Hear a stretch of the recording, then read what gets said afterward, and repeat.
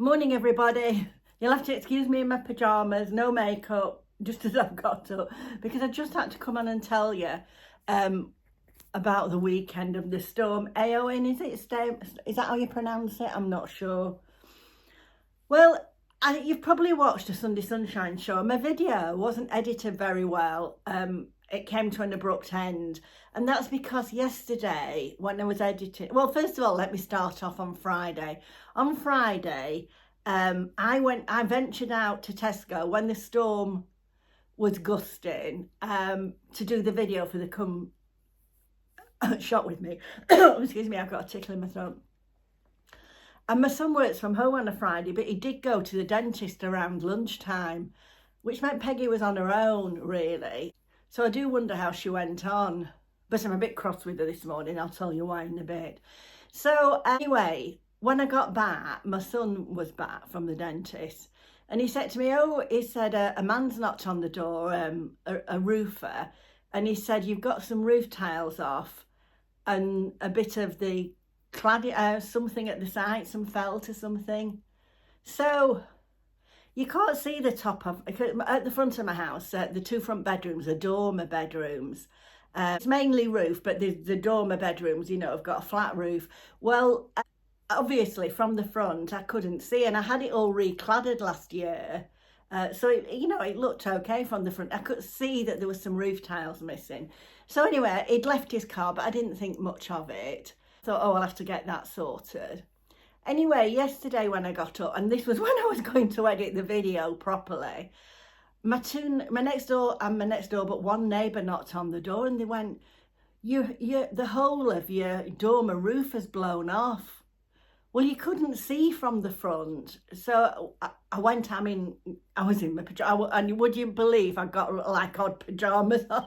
My top and bottoms didn't match. You might know the one time you have to go out in the...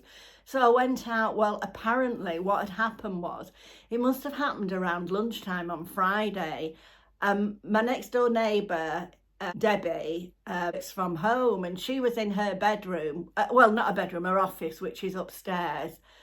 And she said there was this terrible, terrible noise. She said it scared her to death. She'd never heard anything like it. And she thought it was somebody's shed roof or something fly past. And she said the noise was terrible. So Peggy probably was frightened, I don't know. So they just thought it was somebody's shed. Well, my next door but one neighbour was on holiday. Anyway, he must have come back from Tenerife that night, and the roof of my dormer had landed in his garden, and it had taken a fencing panel down and a tree.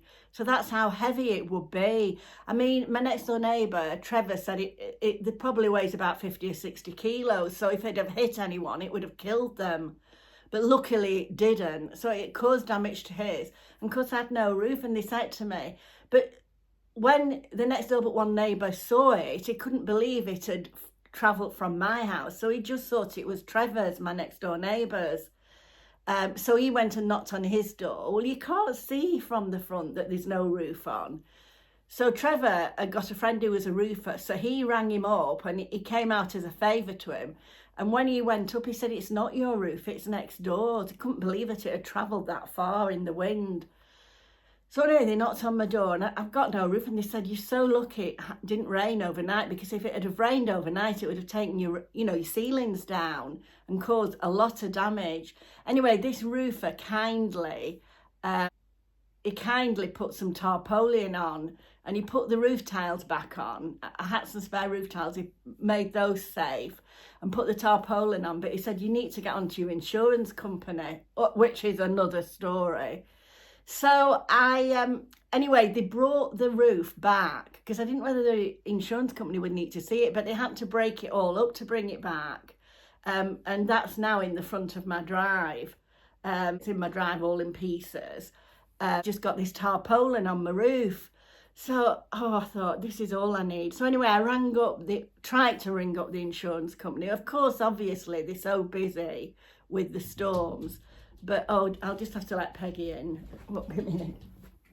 Of course, they're so busy with the storms, but So I couldn't get through. Then I ended up, you could make your claim online. So I did it and it said, well, yes, we're going to send a builder out. Some building company, they'll get in contact. This is what it said online, and we'll email you everything to your email address. Well, nothing came through to my email address. And I didn't really, I've only had one insurance claim before, and it was many years ago.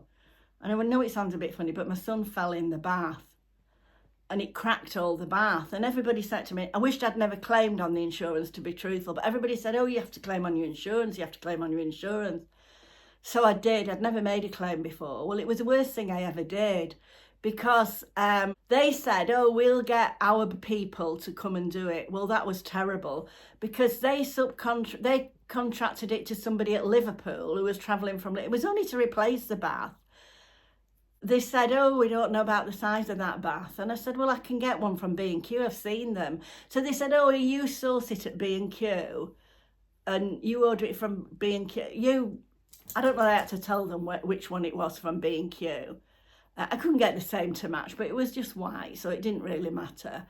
So I ordered this one from B&Q, or I told them which one it was, I can't remember. Anyway, these people in Liverpool subcontracted it to someone else, and it was months before they sorted it out. And at so much trouble, honestly, all it needed was just taking out and putting in. It was the same size.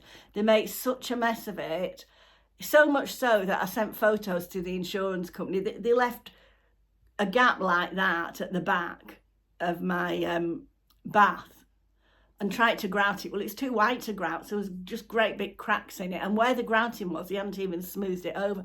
It was terrible, absolutely terrible. And I had to pay like the first, I think in those days it was about £150. Well, I could have bought the bath for that.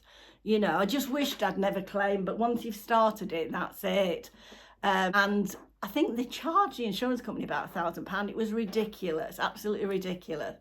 And I always wished I'd never claimed.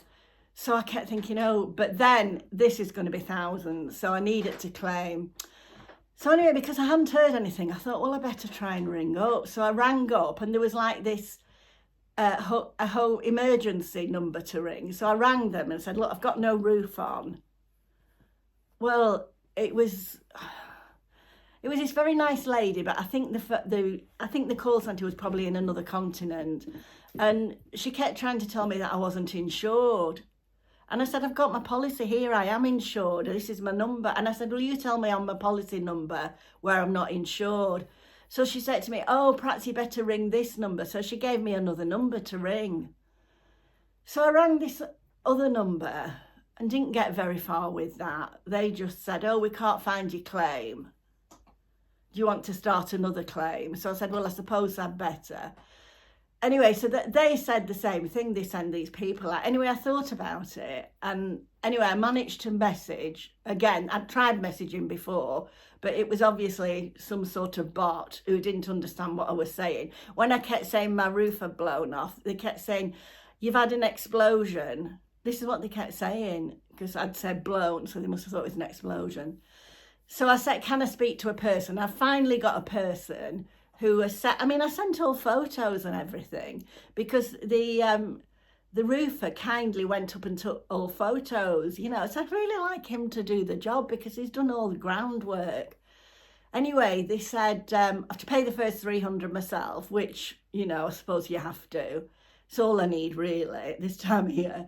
And I have to pay the first 300 myself, but I can get an estimate, because I said I'd prefer somebody local to do it. I don't really want some building firm I've never heard of from not around here to come.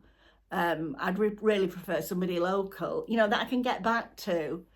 So anyway, they said I have to get an estimate. So that's where I am at the moment. I'm waiting for an estimate.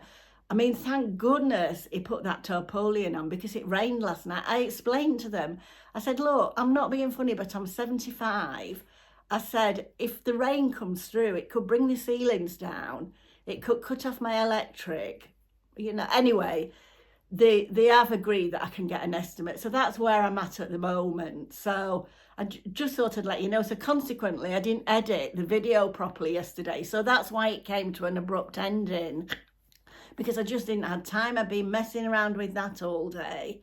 So that's where I'm up to now. I'm going to put some photos on at the end. You know, I can't believe it, because can you remember in the last storm, a tree fell down into my garden and smashed all my fence and onto my shed roof. I'm just not having very much luck with these storms, you know. It's really bad, and I wouldn't mind. I don't think anybody else around here has got any damage. It's just mine. But what the roofer said is that the wind was in a funny direction, and it only had to catch a corner of the roof, and it was so strong because it was like 114 miles an hour. So he said it was so strong it would have taken the roof off, you know. So thankful that nobody got injured, you know. And so and I don't know whether my aerial's come down, my TV aerial, so that's hanging down. So I don't think that will be covered by the insurance, and I don't think my neighbour's fence will be, so I'll probably have to reimburse him for that. So it's been an expensive weekend, really. So I'm going to put some photos on at the end, just to show you. I mean, it doesn't look much. In fact, when I send the photos in, they said, is it your fencing? You know, because it's like a computerized reply. It's not a person. So I'll just put some photos on.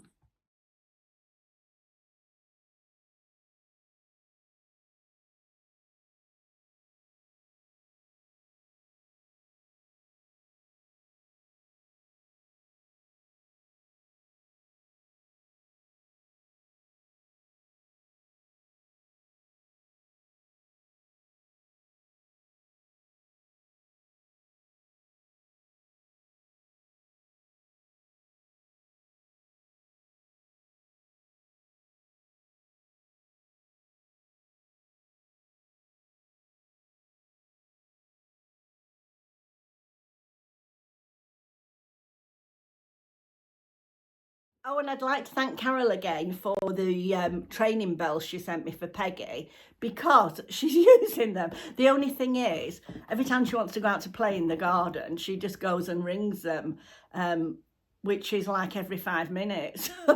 So, but she has twigged that you ring them when you want to go out, so that's really good.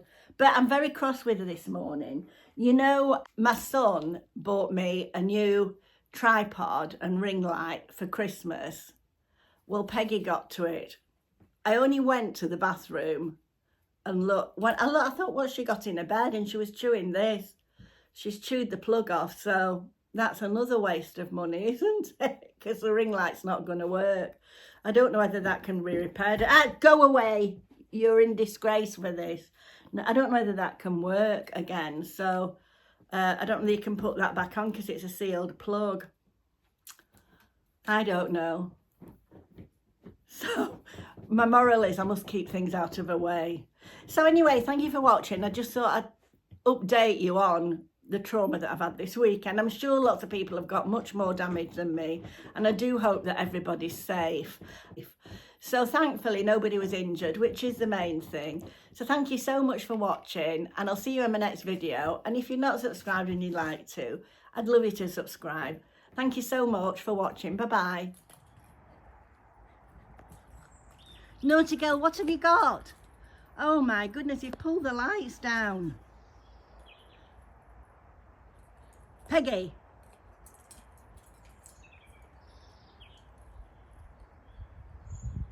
You're a naughty girl. Here, come on.